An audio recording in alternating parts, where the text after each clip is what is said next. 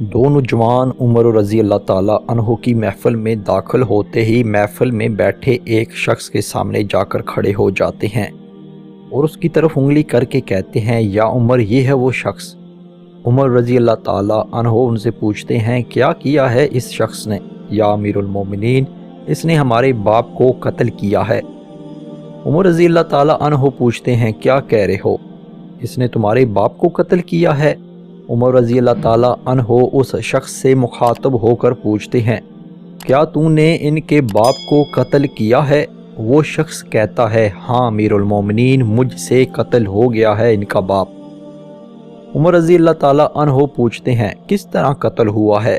وہ شخص کہتا ہے، یا عمر، ان کا باپ اپنے اونٹ سمیت میرے کھیت میں داخل ہو گیا تھا، میں نے منع کیا، باز نہیں آیا تو میں نے ایک پتھر دے مارا جو سیدھا اس کے سر میں لگا اور وہ موقع پر مر گیا۔ عمر رضی اللہ تعالیٰ عنہ کہتے ہیں، پھر تو قصاص دینا پڑے گا، موت ہے اس کی سزا۔ نہ فیصلہ لکھنے کی ضرورت، اور فیصلہ بھی ایسا اٹل کہ جس پر کسی بحث و مباحثے کی بھی گنجائش نہیں۔ نہ ہی اس شخص سے اس کے کنبے کے بارے میں کوئی سوال کیا گیا ہے، نہ ہی یہ پوچھا گیا ہے تعلق کس قدر شریف خاندان سے ہے، نہ ہی یہ پوچھنے کی ضرورت محسوس کی گئی ہے کہ تعلق کسی معزز قبیلے سے تو نہیں، معاشرے میں کیا رتبہ یا مقام ہے۔ ان سب باتوں سے بھلا عمر رضی اللہ تعالیٰ عنہ کو مطلب ہی کیا؟ کیونکہ معاملہ اللہ کے دین کا ہو تو عمر رضی اللہ تعالیٰ عنہ پر کوئی اثر انداز نہیں ہو سکتا، اور نہ ہی کوئی اللہ کی شریعت کی تنفیذ کے معاملے پر عمر کو روک سکتا ہے، حتیٰ کہ سامنے عمر کا اپنا بیٹا ہی کیوں نہ قاتل کی حیثیت سے آ کھڑا ہو، قصاص تو اس سے بھی لیا جائے گا۔ وہ شخص کہتا ہے، اے امیر المومنین، اس کے نام پر جس کے حکم سے یہ زمین و آسمان قائم کھڑے ہیں، مجھے صحرا میں واپس اپنی بیوی بچوں کے پاس جانے دیجیے تاکہ میں ان کو بتا آؤں کہ میں قتل کر دیا جاؤں گا، ان کا اللہ اور میرے سوا کوئی آسرا نہیں ہے، میں اس کے بعد واپس آ جاؤں گا۔ حضرت عمر رضی اللہ تعالیٰ عنہ کہتے ہیں، کون تیری ضمانت دے گا کہ تو صحرا میں جا کر واپس بھی آ جائے گا؟ مجمع پر ایک خاموشی چھا جاتی ہے، کوئی بھی تو ایسا نہیں ہے جو اس کا نام تک بھی جانتا ہو۔ اس کے قبیلے، خیمے یا گھر وغیرہ کے بارے میں جاننے کا معاملہ تو بعد کی بات ہے، کون ضمانت دے اس کی؟ کیا یہ 10 درہم کے ادار یا زمین کے ٹکڑے یا کسی اونٹ کے سودے کی ضمانت کا معاملہ ہے؟ ادھر تو ایک گردن کی ضمانت دینے کی بات ہے جسے تلوار سے اڑا دیا جانا ہے، اور کوئی بھی تو ایسا نہیں ہے جو اللہ کی شریعت کی تنفیذ کے معاملے پر حضرت عمر رضی اللہ تعالیٰ عنہ سے اعتراض کرے یا پھر اس شخص کی سفارش کے لیے ہی کھڑا ہو جائے، اور کوئی ہو بھی نہیں سکتا جو سفارشی بننے کی سوچ سکے۔ محفل میں موجود صحابہ پر ایک خاموشی سی چھا گئی ہے۔ اس صورتحال سے خود حضرت عمر رضی اللہ تعالیٰ عنہ بھی متاثر ہے، کیونکہ اس شخص کی حالت نے سب کو ہی حیرت میں ڈال کر رکھ دیا ہے۔ کیا اس شخص کو واقعی قصاص کے طور پر قتل کر دیا جائے اور اس کے بچے بھوکوں مرنے کے لیے چھوڑ دیے جائیں، یا پھر اس کو بغیر ضمانتی کے واپس جانے دیا جائے؟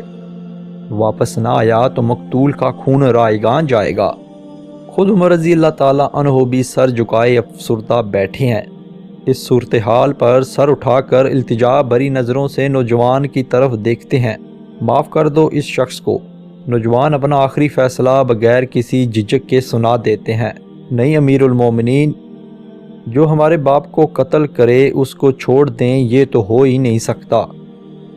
حضرت عمر رضی اللہ تعالیٰ عنہ ایک بار پھر مجمع کی طرف دیکھ کر بلند آواز سے پوچھتے ہیں، اے لوگو، ہے کوئی تم میں سے جو اس کی ضمانت دے؟ ابو ذر غفاری رضی اللہ تعالیٰ عنہ اپنے زہد و صدق سے بھرپور بڑھاپے میں کھڑے ہو کر کہتے ہیں، میں ضمانت دیتا ہوں اس شخص کی۔ عمر رضی اللہ تعالیٰ عنہ کہتے ہیں، ابو ذر، اس نے قتل کیا ہے۔ حضرت ابو ذر رضی اللہ تعالیٰ عنہ اپنا اٹل فیصلہ سناتے ہیں، چاہے قتل ہی کیوں نہ کیا ہو۔ عمر رضی اللہ تعالیٰ عنہ نے پوچھا، جانتے ہو اسے؟ ابو ذر رضی اللہ تعالیٰ عنہ نے فرمایا، نہیں جانتا۔ حضرت عمر رضی اللہ تعالیٰ عنہ نے کہا، تو پھر کس طرح ضمانت دے رہے ہو؟ ابو ذر رضی اللہ تعالیٰ عنہ فرماتے ہیں، میں نے اس کے چہرے پر مومنوں کی صفات دیکھی ہیں، اور مجھے ایسا لگتا ہے یہ جھوٹ نہیں بول رہا، انشاءاللہ یہ لوٹ کر واپس آ جائے گا۔ حضرت عمر رضی اللہ تعالیٰ عنہ فرمانے لگے ابو ذر دیکھ لو، اگر یہ 3 دن میں لوٹ کر نہ آیا تو مجھے تیری جدائی کا صدمہ دیکھنا پڑے گا۔ ابو ذر رضی اللہ تعالیٰ عنہ اپنے فیصلے پر ڈٹے ہوئے جواب دیتے ہیں امیر المومنین پھر اللہ مالک ہے۔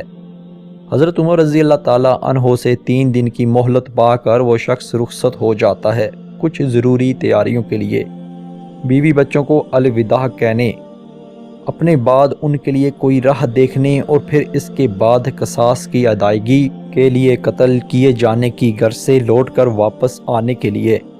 اور پھر 3 راتوں کے بعد عمر رضی اللہ تعالیٰ عنہ بھلا کیسے اس امر کو بھلا پاتے؟ انہوں نے تو ایک ایک لمحہ گن کر کاٹا تھا۔ عصر کے وقت شہر میں صلاۃ جامعہ کی منادی پھر جاتی ہے، نوجوان اپنے باپ کا قصاص لینے کے لیے بے چین، اور لوگوں کا مجمع اللہ کی شریعت کی تنفیذ دیکھنے کے لیے جمع ہو جاتا ہے۔ حضرت ابو ذر غفاری رضی اللہ تعالیٰ عنہ بھی تشریف لاتے ہیں اور آ کر حضرت عمر رضی اللہ تعالیٰ عنہ کے سامنے بیٹھ جاتے ہیں۔ حضرت عمر فاروق رضی اللہ تعالیٰ عنہ سوال کرتے ہیں کدھر ہے وہ آدمی؟